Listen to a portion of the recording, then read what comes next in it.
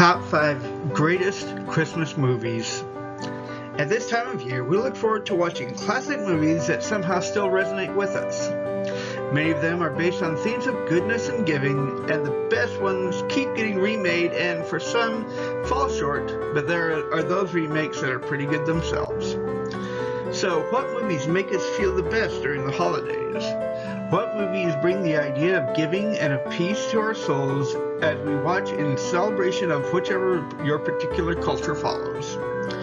Which ones are, in fact, the most worthy Christmas movies of note? As usual, this isn't a comprehensive list, just my own opinion on the matter. I'm also throwing on a spoiler alert in case you haven't seen these, and why not?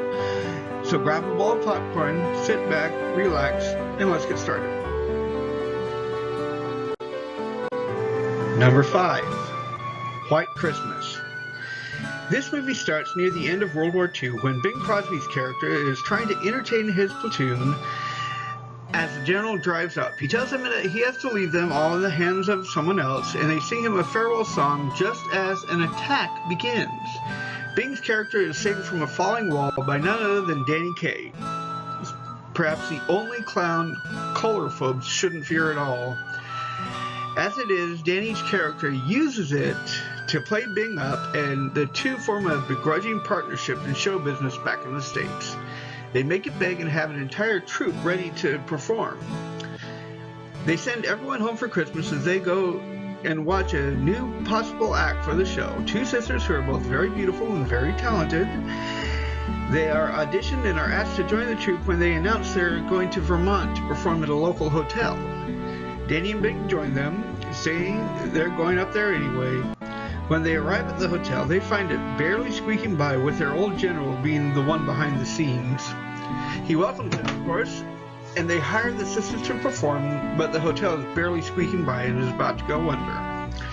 What's more, there hasn't been snow in the area for a very long time, something they're looking forward to. So there's no reason any skier or snow hiker would go up there. Danny and the younger of the two sisters see Bing and the older sister spending some time together and get this plot hatched to make them face their feelings for each other by pretending to be engaged. It falls flat. When Bing shares that the older sister, he even scoffs at the idea of the two of them being in love, she gets mad and heads to New York City, I think. At the same time, Bing and Danny get the troupe back together and head to the inn to bring the place back to life with a show and some singing and dancing. It's clear to Bing that the old general isn't feeling like he used to, so with the older sister in New York City, he drops in on her and gets her to watch a very special broadcast while Danny tries to distract the general so he misses on his favorite show. The message gets out to the old army troops, and without fail, every single one of them show up at the hotel for a special Christmas show. The rest of the crew of the inn get the general to wear his uniform as, when he comes in, they all come out singing the same song they sang him out with years ago. It lifts his spirits and he's feeling much better. Then someone whispers something in the old general to go outside, because it's snowing. The song, White Christmas, is sung as both Danny and Bing get the girls, and the back door is opening to show a new layer of fresh snow on the ground. Number 4. Miracle on 34th Street. As of this recording, I know of 3 versions of this movie. Set in New York City, beginning shortly before the Macy's Thanksgiving Day Parade, although it's a different story than the most recent one. This is the tale of one Kris Kringle, someone who is asked at the last moment to be the Santa Claus for the parade's finale. As he's clearly a likely specimen, the elderly and kindly Mr. Kringle is asked to play Santa at the store, and he does a magnificent job. Kids love him, parents. A little note here to the consumers: believe him to be the best Santa ever, because, at least in one edition, he proceeds to tell the parents where stores sell the desired toy cheaper than at that store. But then something happens. A little girl who refuses to believe in Santa meets Kringle, and they hit it off immediately. She tells him what she really wants more than anything else, which varies from telling to telling. It's usually a house outside of New York City that she wants more than anything else, and for her mother to be happy. She tells him that if he can get this for her, she'd believe he really is Santa. If not, then he's just a nice old man with whiskers. But then Chris gets arrested and committed for believing he's Santa. A lawyer friend tries to defend him against overwhelming testimony that there is no Santa Claus. But child after child sits up in the witness stand, pointing to Crinkle as Santa. Some even making sure he gets their last-minute desires. And then another idea is reached. It's used as a bit of a gag, really. The U.S. Postal Service, in 2 of them, decides to send hundreds of dead letters with no recipient address, to Chris in court. And the third one, the idea of faith in God is compared to faith in Santa, and the judge ultimately rules in all of them that Santa is real and that Chris is who embodies the personification of Santa. And then he disappeared for a few hours. The next day, the little girl is a bit crushed until her mom and the lawyer friend take her out to a drive in the city where she spots the house that she asked Chris for. At the end, each movie does a little bit of a funny twist. In the earliest version, the mom and lawyer start to kiss until they spot Chris's walking stick near the door and wonder if they did the right thing. In the second version, they spot the walking stick and watch as the little girl excitedly plays on her new swing. In the final version, the two are already married, which is something requested. They have a house, and as the little girl looks at them only a little deflated, she runs upstairs declaring that the last thing on her list may take a little while. When the mom asks, she tells him that she has Santa for a baby brother.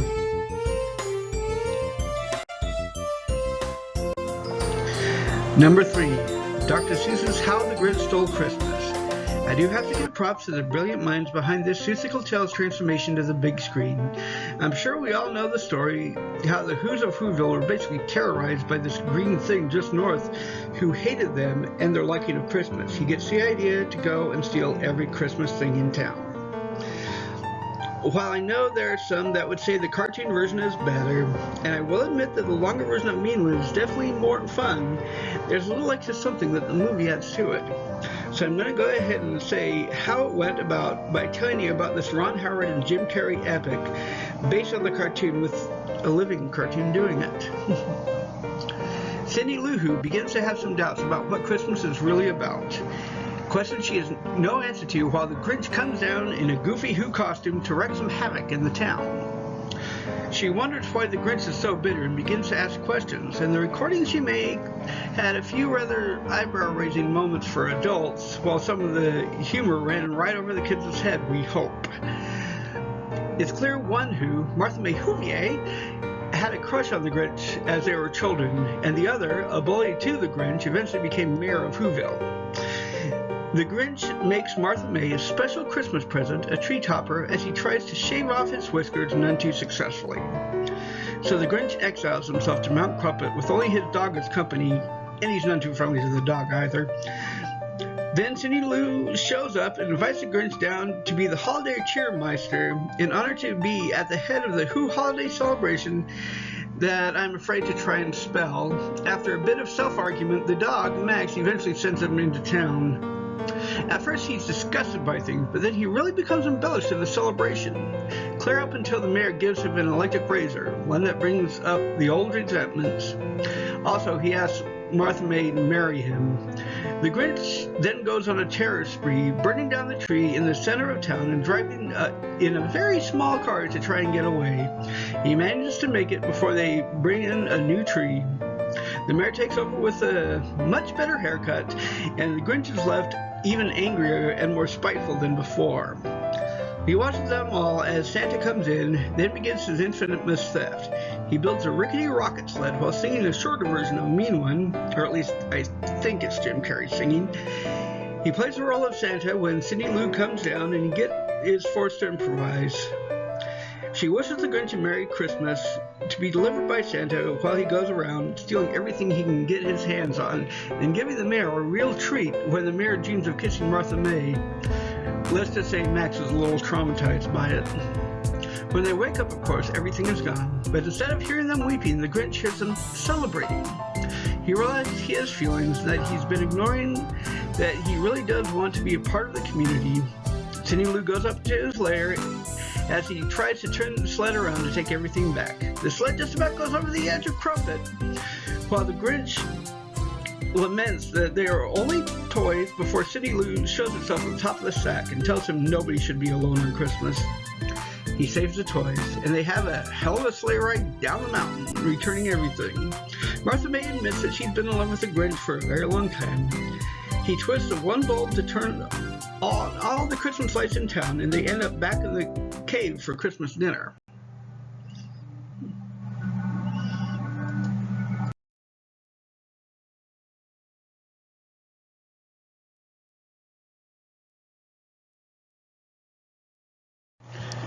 Number 2, A Christmas Carol. Having number 3 loosely based on this one makes it a good segue.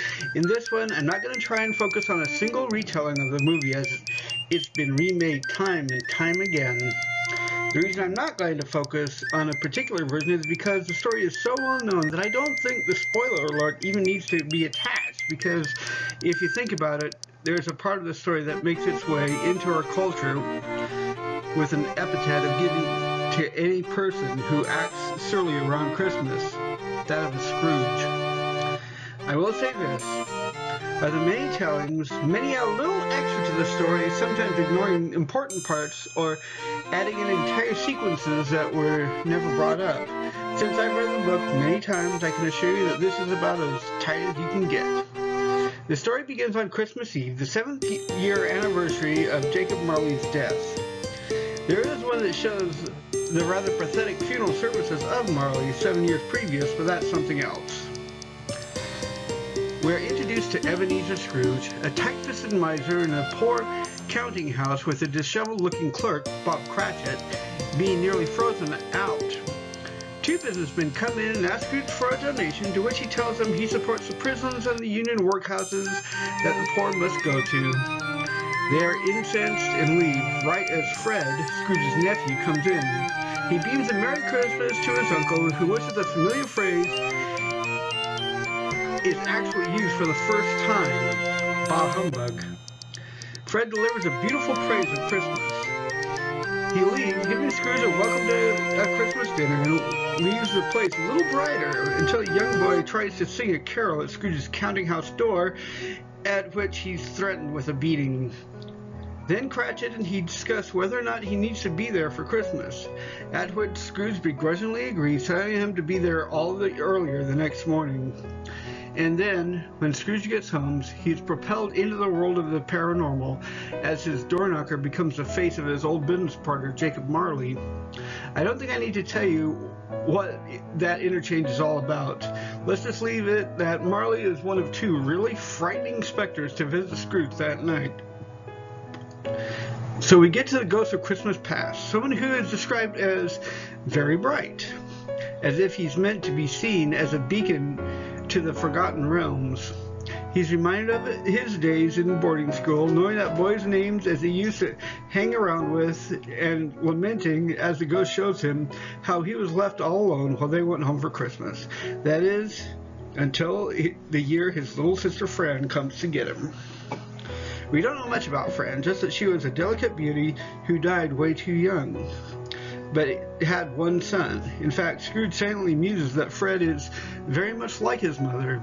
He's shown to where he learned the trade, a remarkable person who absolutely loves Christmas, and is reminded of his one true love, then to the inevitable part where she releases him from a vow.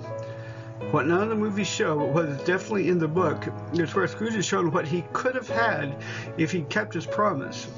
He's shown that his one true love had a family and was very happy.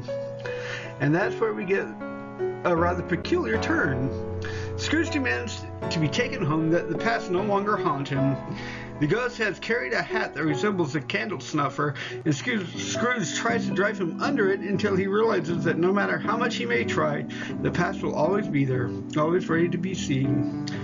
The next ghost is my personal favorite, the Ghost of Christmas Present.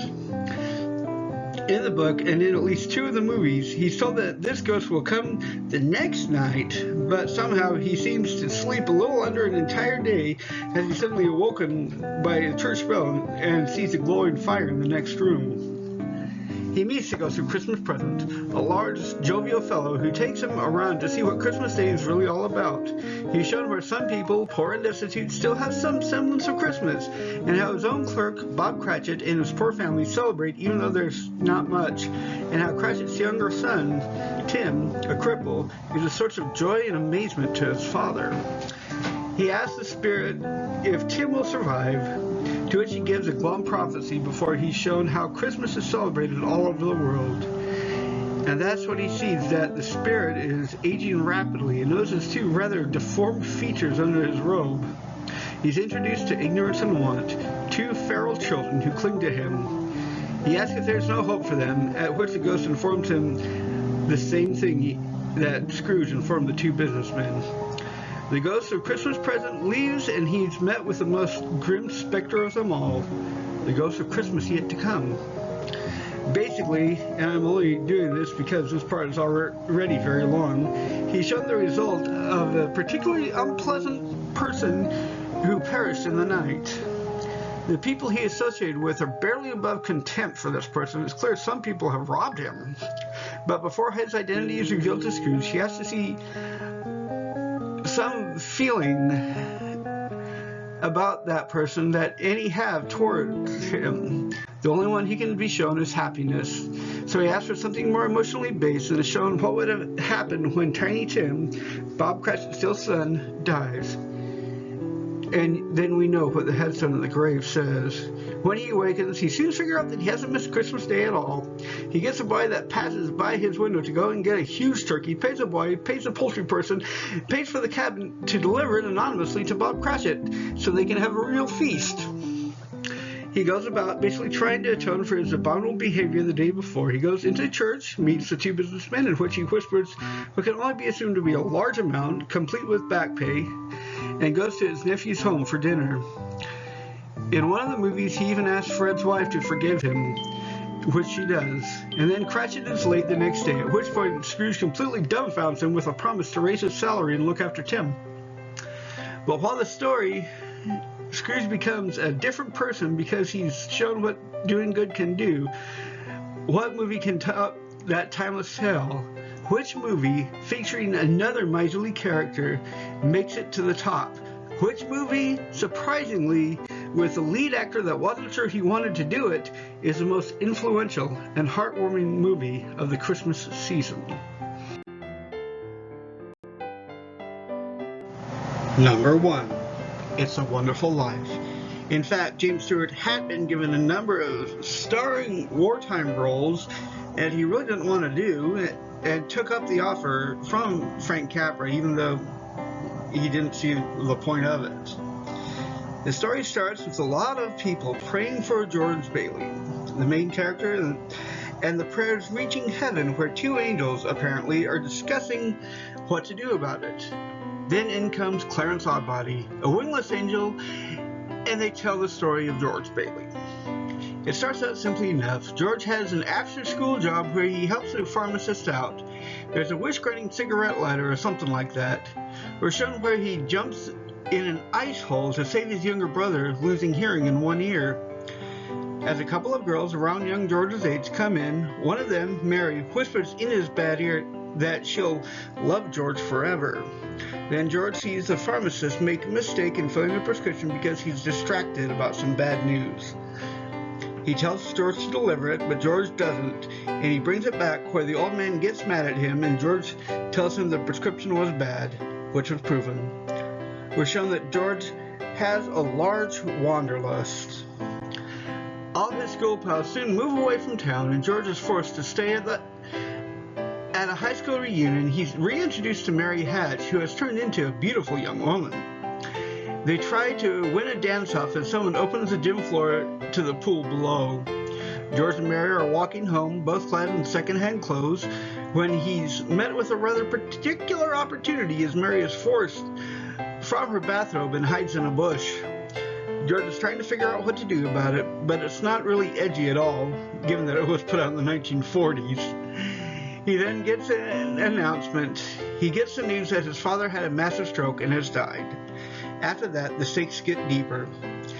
His father decrepit building alone is being bullied by Mr. Potter, the embodiment of Ebenezer Scrooge at the beginning of the story. George, getting ready to leave the town, is told that his dad had a serious stroke and that the shareholders are meeting to discuss what to do. George hears Mr. Potter try and take everything over, at which point George makes an impassioned plea to keep the building alone open. They agree, but only if George runs it. So his travel plans are put on hold. As a celebration of his brother's graduation, he and his Uncle Billy go outside and he directs his uncle to the right way home. Now here's something most people would probably not even realize. At that particular point, someone behind the camera dropped a few things, making a loud racket. The actor that played Uncle Billy calls out that he's okay, that he's sorry, and that cut made it into the movie. George goes to Mary's house in a roundabout way and is invited inside. She plays what might be considered their song, and George is hemming and hawing about why he's really there. She gets mad, then stops him as an old school buddy calls her and tells her he's got a great money-making scheme, bringing George back in. They try to talk to him on the phone, side by side, very close together, before their passion brings them to the most passionate part of the story, their first real kiss. So there they are, married and ready to go to their honeymoon, just as the stock market crash of 1929 brings everything to a stop. The runs on the banks lead to a run on the building loan. Mary takes a large wad of cash they had saved for their honeymoon as an offering to keep their clients at bay until the banks will reopen. George is forced to deal out all of that cash to keep the doors of the building loan open. Then he's taken to their home, an old manor house they have in their own private honeymoon. So all throughout the 30s, George and Mary begin restoring the house, and Mary makes it a beautiful place before Mr. Potter offers George a position with him. George almost takes it before he realizes what it is that Mr. Potter is trying to do. With the building alone, they can't really afford much of anything nice, let alone a vacation, so when they start having children, it seems that they are having a rather blissful life, even though things are always a little tight. When World War II begins, George's brother, Harry, goes out on the battlefields and is awarded the Congressional Medal of Honor as he saves the lives of everyone on an aircraft carrier. But then the incident happens. Uncle Billy is at the bank, ready to deposit a huge amount into their account when Mr. Potter accidentally steals it. I say steals because once he realized he had it, he didn't go and give it back. So George, in an almost blind panic, as the bank examiner's there and the money comes up missing, and it seems that all the tension that's built up throughout the movie is finally unleashed. He gets furious at his Uncle Billy, goes home and gets mad at his wife and children, where the children immediately think about the first thing that could help their prayers at the beginning of the movie.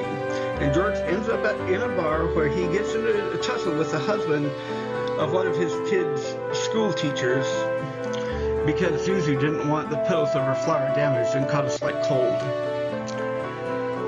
He realizes there's one way to do things, make his life insurance policy count by jumping off the bridge. Then we see a rather disheveled older man jump in first. George jumped in after him and pulled both of them to shore. It's when they're drying off that George makes his wish that he'd never been born. His wish is granted. And he sees what his life would have been like had he not even come into it. He sees that his town is now more of a midtown-sized Las Vegas called Pottersville. He discovers that the bar he was just in is now more of a dive, and that the old pharmacist he stopped from accidentally poisoning a patient is now an outcast. The building alone is no more. Nobody recognizes him as he tries two other things. He finds his mother, who claims she only had one son who died years ago, falling through the ice, and that every person on the aircraft carrier he saved in the war died because he wasn't there.